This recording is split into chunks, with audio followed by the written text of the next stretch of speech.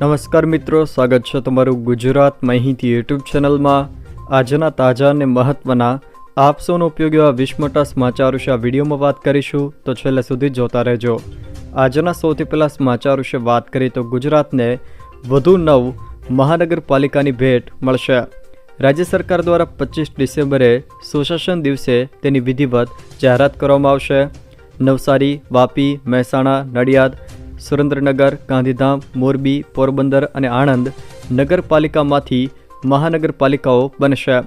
રાજ્યમાં હવે 17 મહાનગરપાલિકાઓ હશે। ખેડૂતો પાસેથી ઘઉંની ટેકાના ભાવે ખરીદીની જાહેરાત। રવિ માર્કેટિંગ સિઝન 2025-26 અંતર્ગત ખેડૂતો પાસેથી સરકાર ₹2425 પ્રતિ ક્વિન્ટલ લેખે ઘઉંની સીધી ખરીદી કરશે। ખેડૂતોને તેમના ઉત્પાદનના પોષણક્ષમ ભાવ મળી રહે તે હેતુથી રવિ માર્કેટિંગ સિઝન 2025-26 અંતર્ગત રાજ્ય સરકાર દ્વારા લઘુત્તમ ટેકાના ભાવે ખેડૂતો પાસેથી ઘઉંની ખરીદી કરવામાં આવશે। ₹2425 પ્રતિ ક્વિન્ટલ ઘઉંની ખરીદી ગુજરાત રાજ્ય નાગરિક પુરવઠા નિગમ મારફતે કરવામાં આવશે। લઘુત્તમ ટેકાના ભાવે ઘઉંના વેચાણ કરવા ઈચ્છતા ખેડૂતો માટે નોંધણી પ્રક્રિયા સમગ્ર રાજ્યમાં ગ્રામીણ કક્ષાએ VCE મારફતે કરાવી શકાશે। જોકે ખેડૂતો તારીખ 1 જાન્યુઆરી 2025થી ટેકાના ભાવે ઘઉં વેચવા માટે નોંધણી કરાવી શકશે। હવામાન વિભાગ દ્વારા કડકડતી ઠંડીની આગાહી। હવામાન વિભાગ દ્વારા આગામી 5 દિવસ રાજ્યમાં ભારે ઠંડી રહેવાની શક્યતા વ્યક્ત કરવામાં આવી છે, જેમાં નલિયા અને પોરબંદરમાં કોલ્ડ વેવની આગાહી કરવામાં આવી છે। નલિયામાં સૌથી ઓછું 5.7 ડિગ્રી તાપમાન નોંધાયું છે, જોકે અમદાવાદ અને ગાંધીનગરમાં 15 ડિગ્રીની તાપમાન રહેવાની શક્યતા છે, જોકે નલિયામાં તાપમાન 6 ડિગ્રી આસપાસ રહેવાની શક્યતા છે। ગુજરાતમાં 5 રસ્તાના રીસર્ફેસિંગ માટે 131 કરોડ મંજૂર। મુખ્યમંત્રી ભૂપેન્દ્રભાઈ પટેલે મંજૂરી આપી। Gujarat road development ઓથોરિટીનો 142 kilometre રસ્તાઓના resurface માટે મહત્વનો નિર્ણય કરવામાં આવ્યો છે, જેમાં કયા રસ્તાઓને રીસર્ફેસ કરવા માટે કેટલા રૂપિયા મંજૂર કરવામાં આવ્યા છે એના વિશે જો વાત કરીએ તો પેથાપુર, નાદિરપુર, ખેરવાના 22.40 કિલોમીટરના રસ્તા માટે 27.75 કરોડ રૂપિયા મંજૂર કરાયા। જામનગર, લાલપુર, વેરાદના રસ્તામાં કે જે 31.85 કિલોમીટરનો છે તેના માટે 18.02 કરોડ રૂપિયા મંજૂર કરાયા। નડિયાદ, પેટલાદ, ખંભાતના રોડ માટે કે જે 24 કિલોમીટરનો છે તેના માટે 23.45 કરોડ રૂપિયા મંજૂર કરાયા। ચીખલી, ધરમપુરના 20.45 કિલોમીટરના રોડ માટે 19.98 કરોડ મંજૂર કરાયા, જ્યારે ભુજ મુન્દ્રાના 43.50 કિલોમીટરના રોડ માટે 42.51 કરોડ રૂપિયા મંજૂર કરવામાં આવ્યા છે। આમ 142 કિલોમીટરના 5 રસ્તાઓનું 131 કરોડ રૂપિયાના ખર્ચે રીસર્ફેસિંગ હાથ ધરવામાં આવશે। સોના ચાંદીના ભાવમાં ઘટાડો। સોના અને ચાંદીના ભાવમાં ગઈકાલે જોરદાર ઘટાડો જોવા મળ્યો છે। 24 કેરેટ સોનું 1029 રૂપિયા સસ્તું થઈને 75,629 રૂપિયા પ્રતિ 10 ગ્રામ થયું છે, જ્યારે 22 કેરેટ સોનું 69,276 રૂપિયા પ્રતિ 10 ગ્રામ પર પહોંચી ગયું છે। જ્યારે ચાંદીની વાત કરીએ તો ચાંદી 2214 રૂપિયા ઘટીને 86,846 રૂપિયા પ્રતિ કિલોગ્રામ પર આવી ગઈ છે। જોકે સોના અને ચાંદીની સાથે શેરબજાર અને રૂપિયામાં પણ ઘટાડો નોંધાયો છે। સ્માર્ટ મીટર માટે સરકારે જાહેર કરી રિબેટ યોજના। સ્માર્ટ મીટર વિશે સરકાર દ્વારા મોટી જાહેરાત કરવામાં આવી છે। વીજળીના સ્માર્ટ મીટરની પ્રીપેડ ગ્રાહકો માટે 2024-25માં 2% રિબેટ આપવામાં આવશે, એમ ગુજરાત ઉર્જા વિકાસ નિગમ લિમિટેડની યાદીમાં જણાવવામાં આવ્યું છે। ભારત સરકાર દ્વારા શરૂ કરાયેલ રિવેમ્પ ડિસ્ટ્રીબ્યુશન સેક્ટર સ્કીમ હેઠળ એક નોંધપાત્ર પહેલ સ્માર્ટ મીટર પ્રોજેક્ટ સમગ્ર દેશમાં અન્ય રાજ્યોની સાથે હવે ગુજરાતમાં પણ અમલમાં મૂકવામાં આવી રહ્યો છે। રાજ્યમાં ભારે વરસાદથી અસરગ્રસ્ત 7.15 લાખથી પણ વધુ ખેડૂતોને ₹1372 કરોડથી પણ વધુની સહાય ચૂકવાઈ। જુલાઈ, ઓગસ્ટ અને સપ્ટેમ્બર માસમાં થયેલા ભારે વરસાદના કારણે ખેડૂતોને ભારે નુકસાની ભોગવવાનો વારો આવ્યો હતો, ત્યારે કૃષિમંત્રી રાઘવજીભાઈ પટેલના જણાવ્યા પ્રમાણે રાજ્યના 7.15 લાખથી પણ વધુ ખેડૂતોને કૃષિ પેકેજ મળીને 1372 કરોડથી પણ વધુની સહાય ચૂકવી દેવામાં આવી છે. ગુજરાત પર તોળાઈ રહ્યો છે માવઠાનો ખતરો. 3-4 દિવસમાં ગુજરાતનું વાતાવરણ ફરી એકવાર પલટાઈ શકે છે. ભર શિયાળે ગુજરાતમાં માવઠું વરસી શકે છે. જોકે અડધા ગુજરાત પર માવઠાનો ખતરો છે. ખેડૂતો માટે આ માઠા સમાચાર સામે આવ્યા છે, જેમાં તારીખ 25થી લઈને 27 ડિસેમ્બર દરમિયાન ગુજરાતના વિસ્તારોમાં માવઠું થઈ શકે છે. ખાસ કરીને ઉત્તર ગુજરાત, મધ્ય ગુજરાત અને દક્ષિણ ગુજરાતના છૂટાછવાયા વિસ્તારોમાં હળવા માવઠા થવાની શક્યતાઓ છે. જોકે રાજસ્થાનમાં સાયક્લોનિક સર્ક્યુલેશન સર્જાઈ શકે છે. તેના કારણે રાજ્યના કેટલાક ભાગોમાં માવઠું વરસશે. સાયક્લોનિક સર્ક્યુલેશનના કારણે ગુજરાતના ઉત્તર ગુજરાત, મધ્ય ગુજરાત, દક્ષિણ ગુજરાત સહિત અન્ય કેટલાક વિસ્તારોમાં પણ માવઠું વરસી શકે છે. જોકે માવઠાની આશંકાથી રવિ સિઝન પર સંભવિત ખતરો રહેલો છે. રેશન કાર્ડના ધારકો માટે રાહતના સમાચાર.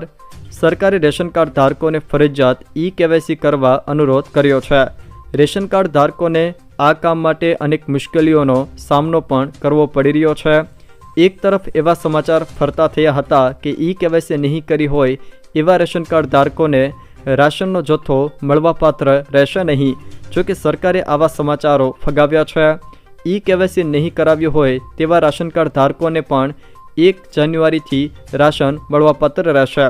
ખાસ કે રેશન કાર્ડની ઈ-કેવાયસી માટે સરકારે 31 ડિસેમ્બર 2024 છેલ્લી તારીખ આપેલી હતી. રાજકોટના હોસ્પિટલ ચોકમાં સફાઈ કામદારોના ભરતી મુદ્દે 17 દિવસથી ધરણા. સફાઈ કામદારોની ભરતીમાં નવા નિયમોને લઈને છેલ્લા ઘણા સમયથી રાજકોટમાં ભારે રોષ જોવા મળી રહ્યો છે. વારસદારને જ નોકરી સહિત નવા નિયમોને હટાવવા માંગણી કરવામાં આવી રહી છે.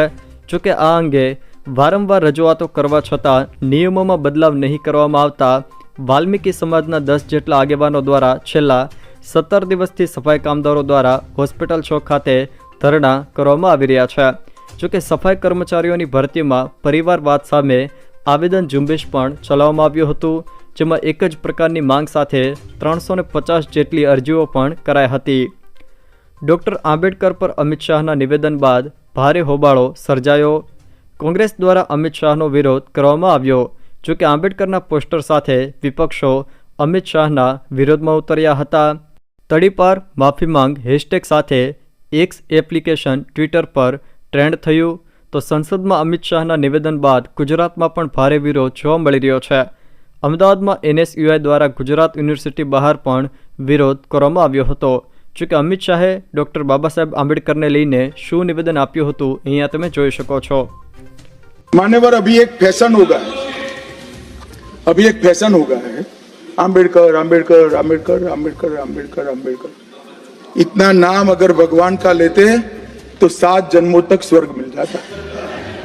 अच्छी बात है ना ना, सुनिए तो. ડૉક્ટર બાબા સાહેબ આંબેડકર પર અમિત શાહના નિવેદન બાદ સંસદમાં ધક્કામુક્કી વિવાદ. બીજા દિવસે સંસદ ભવન પરિસરમાં ભાજપ કોંગ્રેસના સાંસદો વચ્ચે જબરી ધક્કામુક્કી થઈ હતી. હવે આંબેડકર મુદ્દે સંસદની લડાઈ શેરીઓ સુધી લઈ જવા ભાજપ અને વિપક્ષ તૈયારીઓ કરી રહી છે.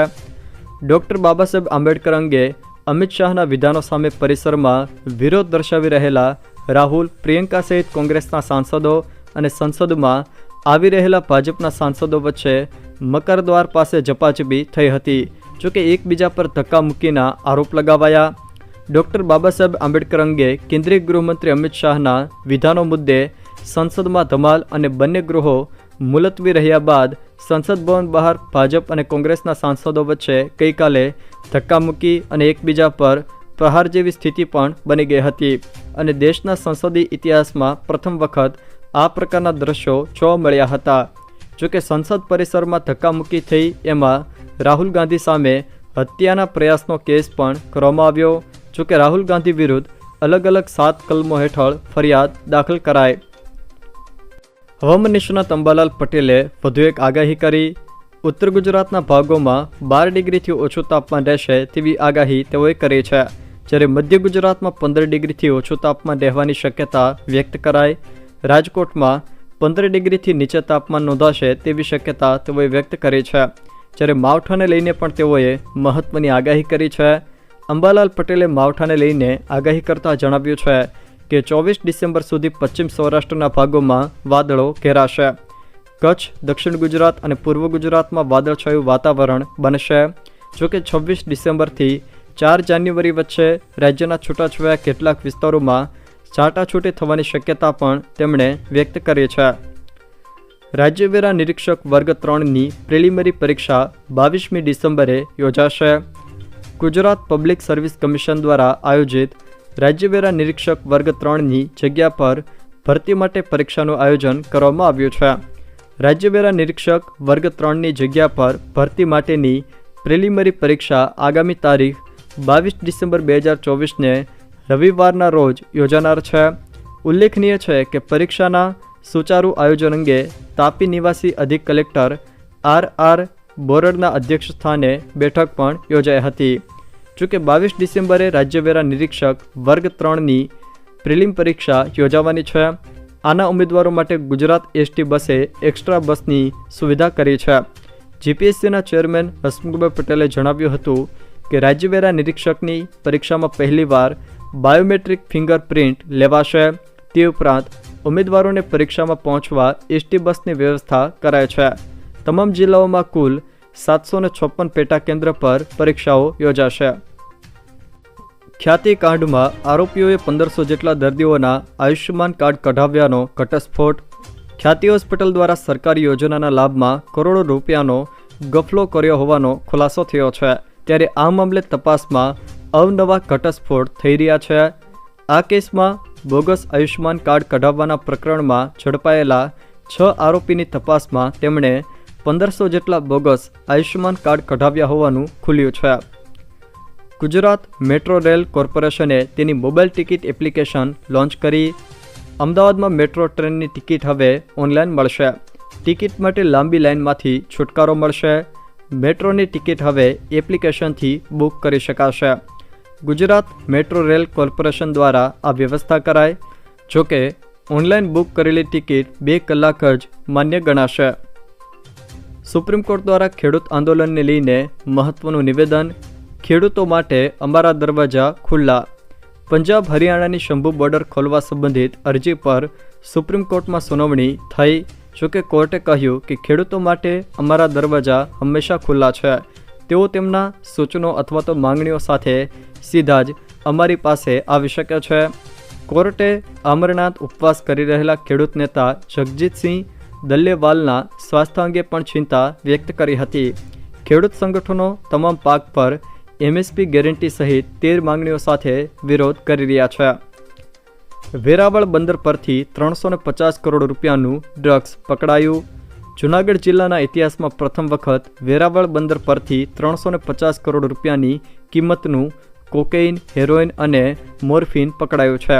જે સંયુક્ત સૌરાષ્ટ્ર પંથકમાં પકડાયેલા આંતરરાષ્ટ્રીય નશાકારક પદાર્થનો સૌથી મોટો જથ્થો માનવામાં આવે છે. જોકે સમગ્ર મામલામાં પોલીસને પાકિસ્તાન અને ઈરાન સાથેના તાર પણ જોડાયેલા જોવા મળ્યા છે. સુરતમાં બીઆરટીએસ ડ્રાઈવરની ગંભીર બેદરકારી. બીઆરટીએસ બસ ડ્રાઈવરની દાદાગીરી સામે આવી છે. મુસાફરનો જીવ જોખમમાં. જોકે દરવાજામાં પગ ફસાયો તો પણ દરવાજો ના ખોલ્યો. સુરતના બીઆરટીએસનો એક વિડીયો હાલ સામે આવ્યો છે. આ વિડીયોમાં બીઆરટીએસ બસ ડ્રાઈવરની ઉડીને આંખે વળગી એવી બેદરકારી જોવા મળી રહી છે. બસમાં મુસાફર ચડવા જતા ડ્રાઈવરે દરવાજો બંધ કર્યો હતો. જોકે દરવાજો બંધ થતાં મુસાફરનો પગ દરવાજામાં ફસાઈ ગયો હતો. છતાં બસ ડ્રાઈવરે ઘટનાને ગંભીરતાથી લીધી જ નહોતી અને 15 મિનિટ સુધી સતત બસને ડ્રાઈવ કરતો રહ્યો હતો. જો મિત્રો આ વિડીયો તમને પસંદ આવ્યો હોય તો વિડીયોને લાઇક કરો, તમારા મિત્રો સાથે શેર કરો અને જો તમે અમારી ચેનલમાં નવા હોવ તો ચેનલને સબસ્ક્રાઈબ જરૂર કરજો જેથી અમારા આવનારા તમામ વિડીયોની માહિતી તમારા સુધી પહોંચી શકે.